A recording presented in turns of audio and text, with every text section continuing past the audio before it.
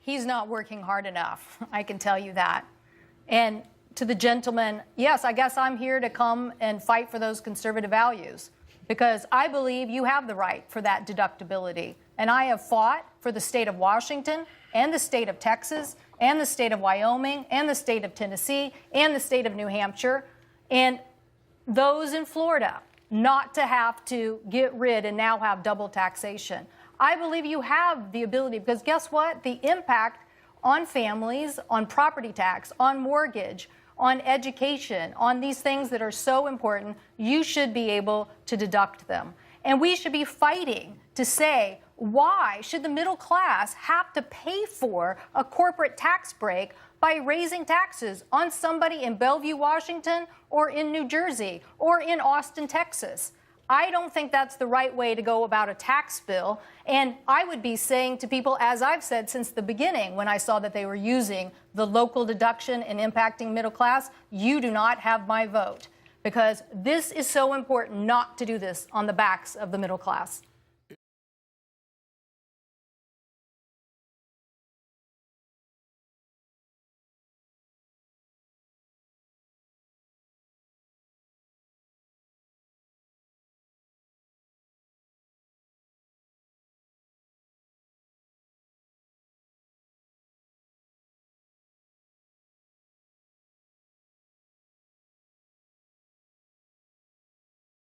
It is good to hear my good friends on the left fighting for those who make over $500,000 a year.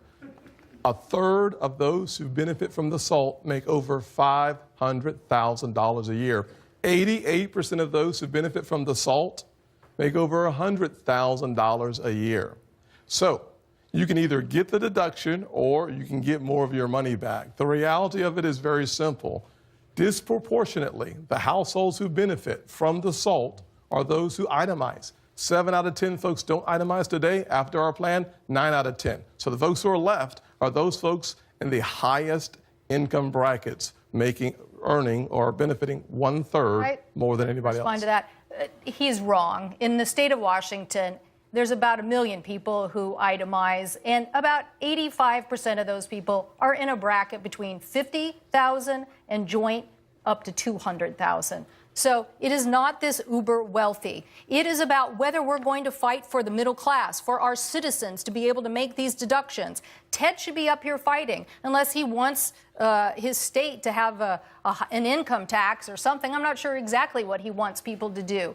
But we should allow, we have had this deductibility for 100 years, 100 years. Why all of a sudden are we giving it away? And we're giving it away so you can pay for a corporate tax break. It's the middle class who's hurting. Corporates and making huge profits, they are not the people that we should be dealing with right now. We should be helping the middle class. Senator Cruz, do you want to respond? Yes. Senator Cruz, do you want to respond? Well, you know, it's interesting. Bernie and Maria and the rest of the Democrats are all for raising taxes. They want to raise taxes on every taxpayer. But, you know, people vote with their feet. If you look at the states with the highest tax rates, people are fleeing the states. If you look at the 10 highest tax states in America, in 2015, 240,000 people fled those states. The top 3, by the way, are New York, New Jersey, and Connecticut. People are fleeing those states. Why? Because they can't get jobs. The taxes are so high, and where are they going? They're going predominantly to the 10 states with the lowest tax rates, including Texas, including South Carolina, which saw in that same year 100,000 people coming in. People vote with their feet, and the problem with federal bureaucrats wanting to encourage states to raise your taxes is you end up paying more. Our objective should be simple. We want more jobs, and when you pound job creators, you know, both Bernie and Maria talked about it's terrible cutting taxes on corporations. Businesses, if you want more jobs, you want small businesses to grow. We have the highest tax rate, corporate tax rate in the developed world. It's higher than France, it's higher than the United Kingdom, it's higher than Canada, and jobs are going overseas because of it. We need more jobs here. I need to respond to this because I see he's gone over his time, and this isn't the Ted filibuster show. This is about an important aspect of the bill. The majority of it is paying for, along with the deficit, the break for corporations. The state of Washington, people are coming there. They're coming there in droves, and they're coming there because it is a low-tax state.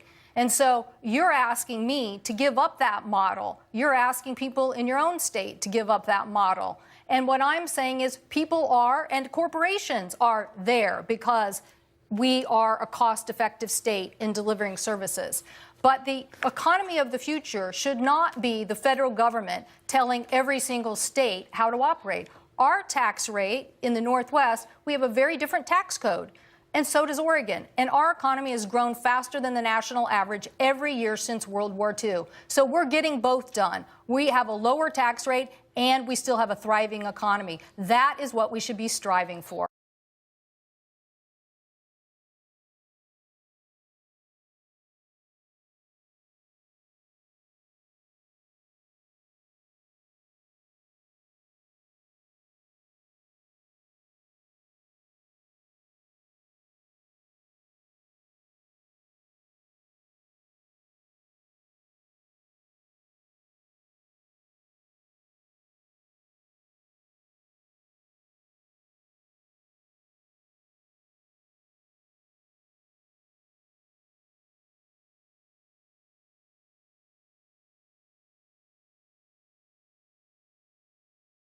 I want to bring in Andrew John. He's an investment risk manager from Arlington, Virginia, and his question is for Senator Cantwell. Andrew. Thank you, Jake.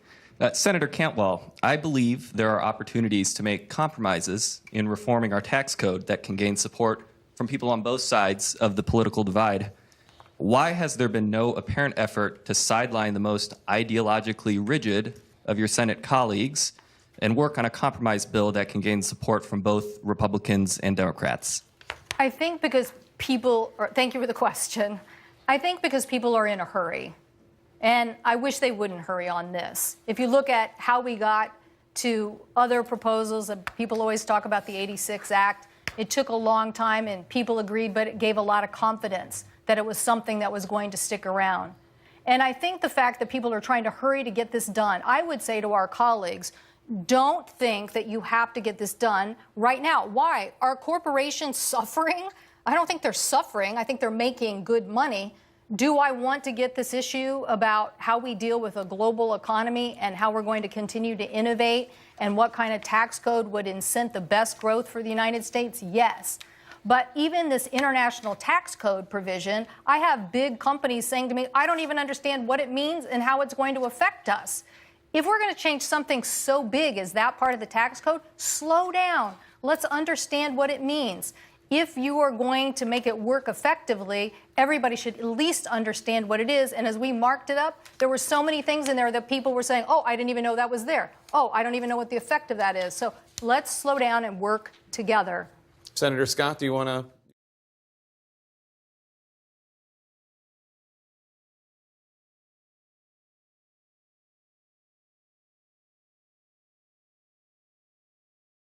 You want to comment on that, on the need for bipartisan cooperation? Absolutely. I was looking for some notes here. The child tax credit going from $1,000 to $2,000. Can you support that?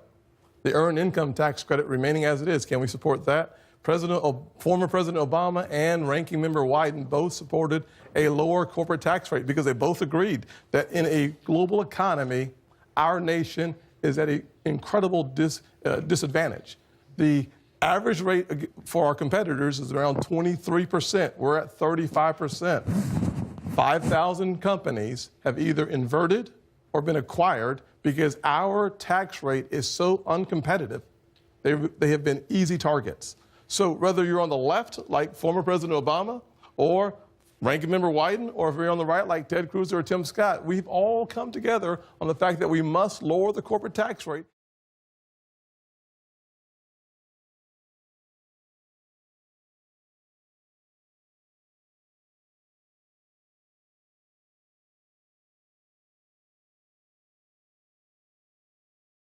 If we want America to be more competitive. Do you like the child tax credit, the earned tax credit? There are a number of opportunities for our friends on the left to come to the table, but they have said no, thank you. Actually, there are zero opportunities for progressives to come to the table. You've missed because the last you 9 guys months. You've missed the last 9 because months. you locked the door. Because you made a decision to go forward with reconciliation. You have 52 votes in the Senate. You need 50 plus the vice president to pass it. And that's what you did. You decided from day one, that you would not involve Maria, myself, or any other Democrat in this process. Now, if you had, what would have happened is, yeah, we would have raised the earned income tax credit. We would have dealt very significantly with childcare. But you know what? We would not have given 60% of the tax breaks to the top 1%. So, Andrew, the reason that there is no compromise, they made a political decision that they were going to do it alone, hoping that they would get 50 votes. Whether they will or not, we will find out soon enough. But this was never an effort to involve Democrats in the process. We're going to take a very, very quick break. CNN's Debate Night returns right after this. Stay with us.